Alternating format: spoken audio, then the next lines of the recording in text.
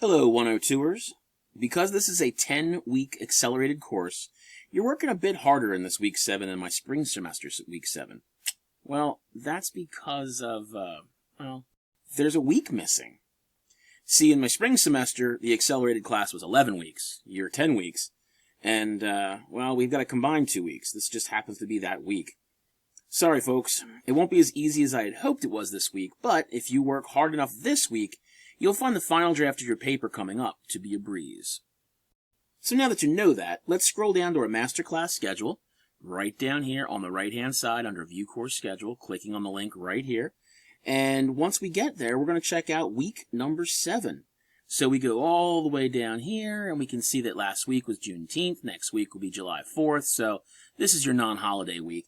But you can see it's a review of EBSCOHost and Google Scholar, CSET again, and something new in here about the thesis statements, which, honestly, you've already covered probably throughout your English writing career.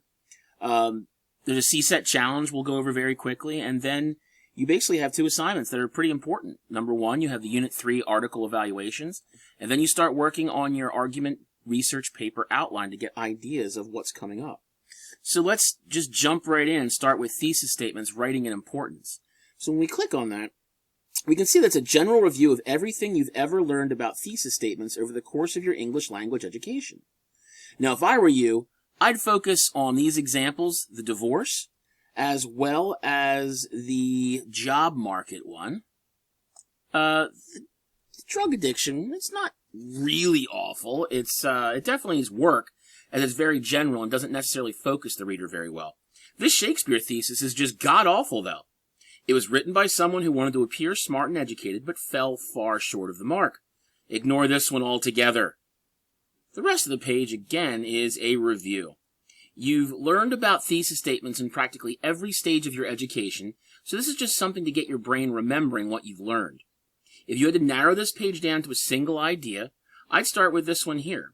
A thesis must be supportable and specific. If you cannot support your ideas, they don't count. They are assertions at that point, and they won't work well for an argument. If your thesis, like the drug education one above, is just too all-encompassing that anyone can fit anything in there, you're casting your net far too wide, which means it's not specific. Going back to our calendar here, we can see our CSET resources, and it's a review, again. Though, if you want to go through this material, you are welcome to do so absolutely positively, because hopefully you've already done it back with the week number 5 video I made. Just go back to either watch that, or you can go through week number 5's material and review the documents there. Don't forget about the attachments I gave you in that week as well. There were some samples that you should probably save or print out for your records, really.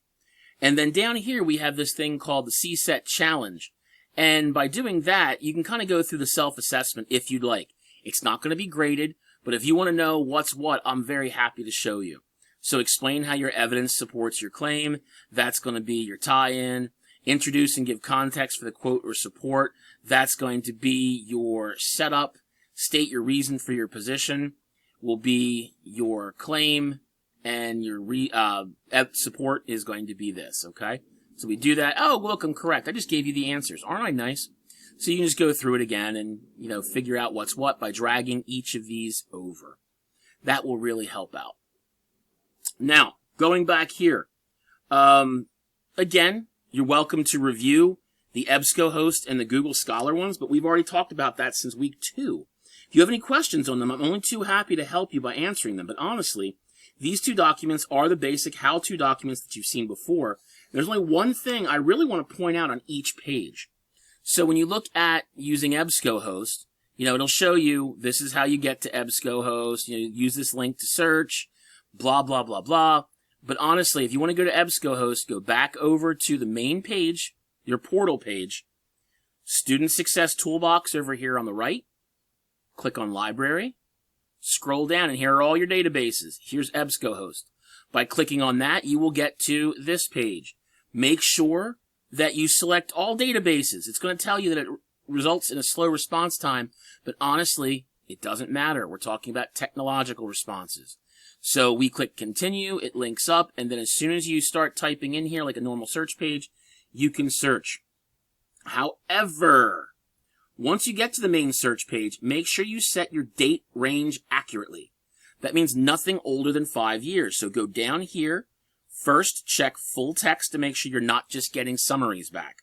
Next, publication date will be January of, I believe I said 2019. So it's 2023, 2022, 2021, 2020, 2019. And then if you set it like this, everything you get coming back will be within the last 5 years. Please make sure of that, because I will take off points if you give me older material. So again, you can do this from the portal page, library, EBSCOHost. Make sure you select deselect all, full text, publication date, and then search to your heart's content. For Google Scholar, you will literally type in scholar.google.com, SCHOLAR, okay? And then once you do that, we'll just do Cybersecurity United States here. You can click since 2019 or a custom range if you want less.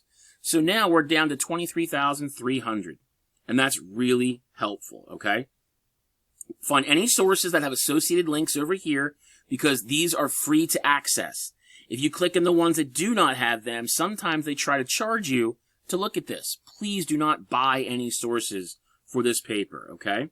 Now, going back to the pages here, there are videos on how to use Google Scholar, and where is it? I know it's here. How to use EBSCOHost. So if you really want to go a little bit deeper, you're welcome to do so, but you've been using these for a while, so we don't really need to worry about that. Now, going back here, already talked about the CSET challenge, so let's talk about the homework, okay? For the article evaluations, we'll click on this.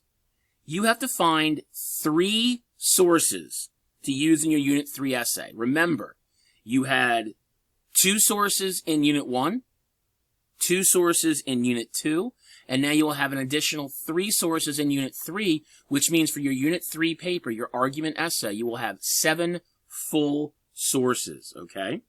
So that's really helpful.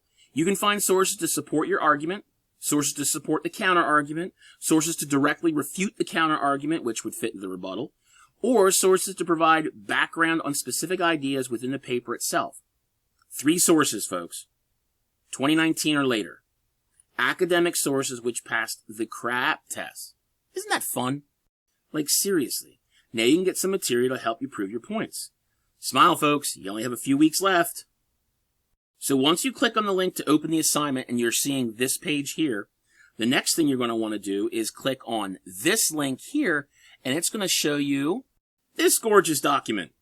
Yep, I reformatted it. The original was awful. Anyway, enough patting myself on the back.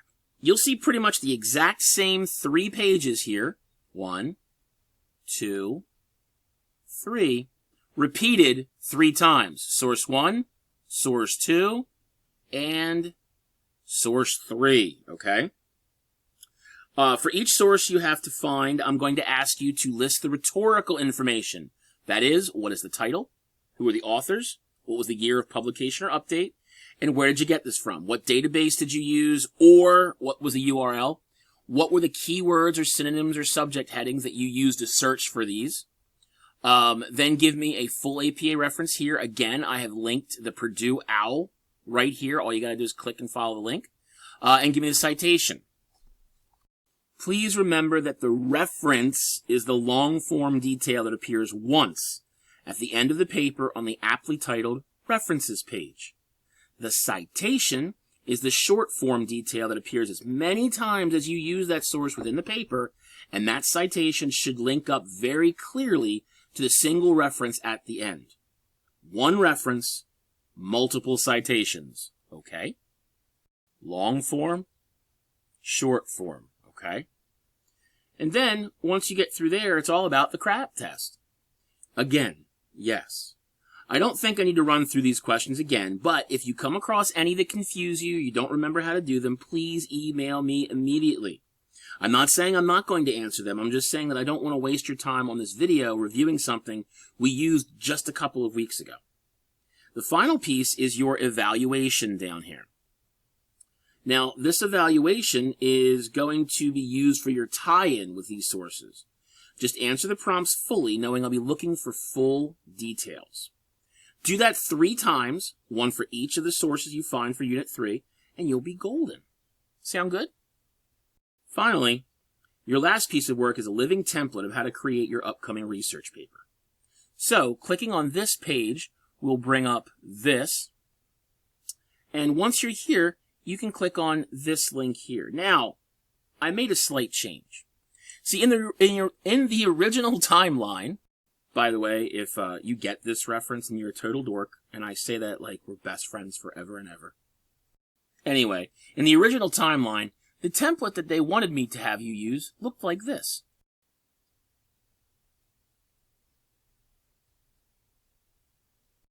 I know, right? Ugly and useless as hell. I wasn't going to put you through that. So what did I do? You're welcome. This one's a bit more involved, yes, but it's much easier to work through, shows you exactly what needs to go where, and will allow you the understanding to actually start writing your paper.